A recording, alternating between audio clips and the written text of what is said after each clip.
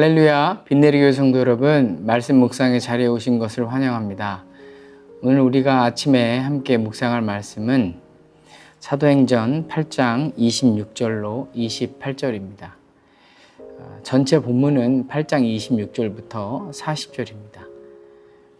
주의 사자가 빌립보에게 말하여 이르되 일어나서 남쪽으로 향하여 예루살렘에서 가사로 내려가는 길까지 가라 하니 그 길은 광야라. 일어나 가서 보니 에디오피아 사람 곧 엔디오피아 여왕 간다게의 모든 국고를 맡은 관리인 네시가 예배하러 예루살렘에 왔다가 돌아가는데 수레를 타고 선지자 이사야의 글을 읽더라.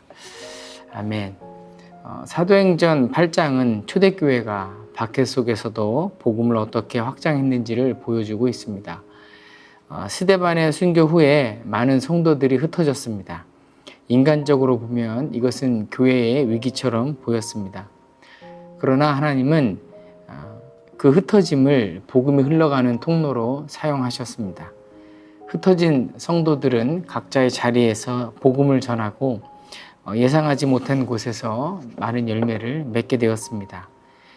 빌립도 그중 하나였습니다. 그는 사마리아에서 복음을 열심히 전하며 열매를 맺고 있었지만 하나님은 그에게 새로운 길을 부르셨습니다.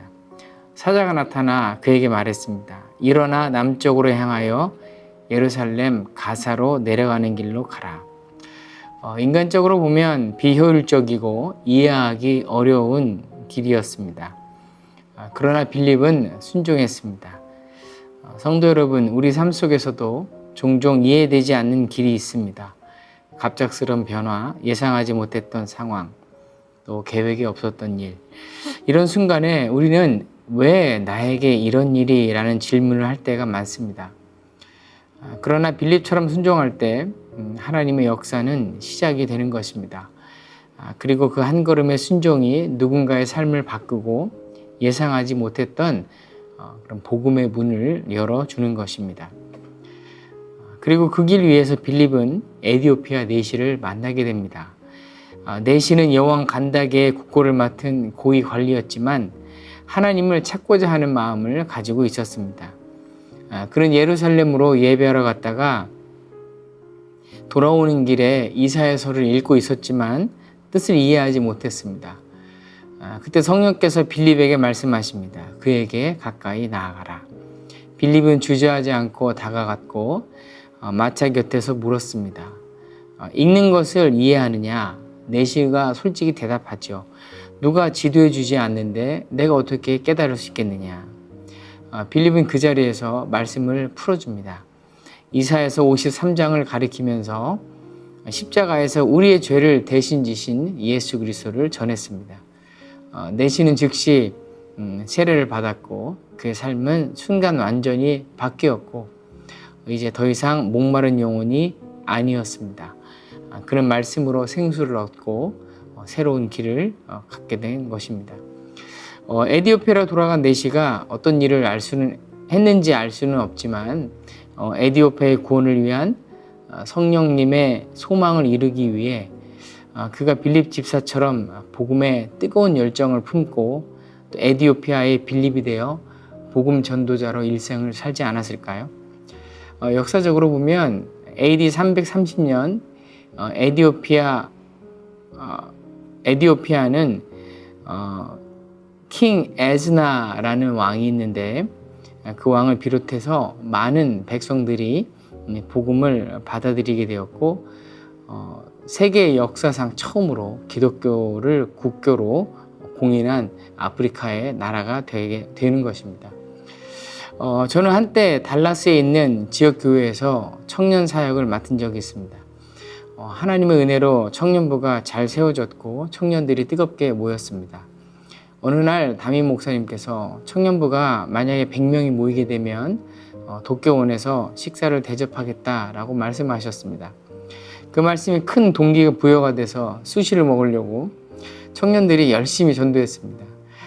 그리고 마침내 청년부가 100명 이상 모이게 되었고 도교원에서 기쁨의 식사를 나눴던 적이 있습니다. 저에게도 그 시기는 목회 인생에서 가장 행복하고 감사한 시간이었습니다. 제가 정확히 기억은 나지는 않지만 아마 그 다음 해였던 것 같습니다. 하나님께서 저에게 창세기 12장 1절의 말씀을 갑자기 보여주셨습니다. 너는 너의 본토 친척 아비 집을 떠나 내가 내게 보여줄 땅으로 가라 였습니다. 솔직히 도무지 이해할 수 없었습니다. 청년부가 한창 뜨겁게 부흥하고 있었고 저 또한 그 큰 기쁨을 누리고 있었기 때문입니다. 그런데도 하나님께서는 떠나라고 말씀하셨습니다.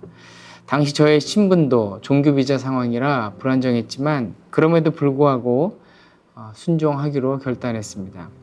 놀랍게도 제 아내 또한 같은 말씀을 이미 말씀으로 받았다고 고백했고 저희 가정은 사역을 내려놓기로 결정했습니다.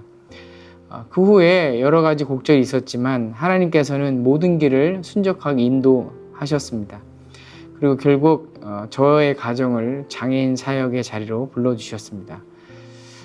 돌아보니까 어릴 적 선교사로 헌신하겠다고 드렸던 기도에 대해서 하나님께서 저를 장애인 선교사로 세우신 것이었습니다. 제가 그 당시 결정을 할 때 사람들은 저를 보면서 염려하고 또 안쓰럽게 여기기도 했습니다. 하지만 하나님께서는 그 순종의 발걸음을 사용하셔서 오늘 제가 장애인들과 또 그 가정들에게 복음을 전하는 선교사의 삶을 살게 하신 것을 알게 되었습니다. 성도 여러분, 우리가 바쁘고 계획적인 삶을 살아가고 있을지라도 하나님의 음성은 여전히 우리를 부르고 계십니다. 때로는 예기치 못한 길 앞에서 이해되지 않는 그런 상황 앞에서 왜요? 라고 묻기보다는 또 예, 주님이라고 순종으로 반응하는 것이 중요합니다. 순종은 어찌 보면 우리의 작은 결단처럼 보이지만 주인 되신 하나님께서는 그 순종을 통해서 이 땅 가운데 하나님의 나라의 복음을 전하게 하실 줄로 믿습니다. 사랑하는 성도 여러분, 사도행전 8장에서는 우리는 순종의 발걸음이 어떻게 하나님의 역사를 이루어가는지 보게 됩니다. 빌립이 이해할 수 없는 그 길을 순종으로 걸었을 때 에디오피아 내시가 복음을 받아들였고 그로 인해 복음은 새로운 땅으로 흘러갔습니다. 순종은 우리의 선택 같지만 사실은 하나님께서 이루실 일을 준비하는 하나님의 방법입니다. 우리가 예 주님이라고 대답할 때 그 순종은 누군가의 삶을 바꾸고 또 복음의 새로운 문을 열며 하나님의 나라의 확장을 하는 도구가 되는 것입니다.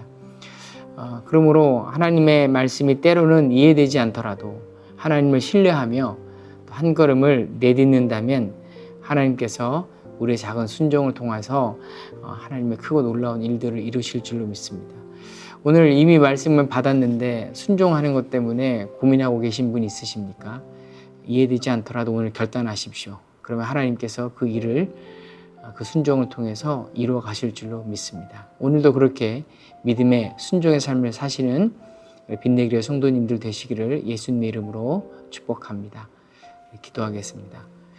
하나님, 때로는 살아가다 보면 이해되지 않는 일들이 너무나 많습니다. 주께서 저에게 말씀으로 도전하실 때 예 주님이라고 반응할 수 있는 믿음을 주옵소서. 그리고 나의 작은 순종을 통해서 가정과 이웃, 열방 가운데 복음이 전해지게 하시고 빌립처럼 성령의 음성에 민감하게 반응하고 또 하나님의 큰 그림 속에서 순종하는 우리 빛내리 교회, 복된 교회 되도록 축복하여 주옵소서. 예수님의 이름으로 기도하였습니다. 아멘.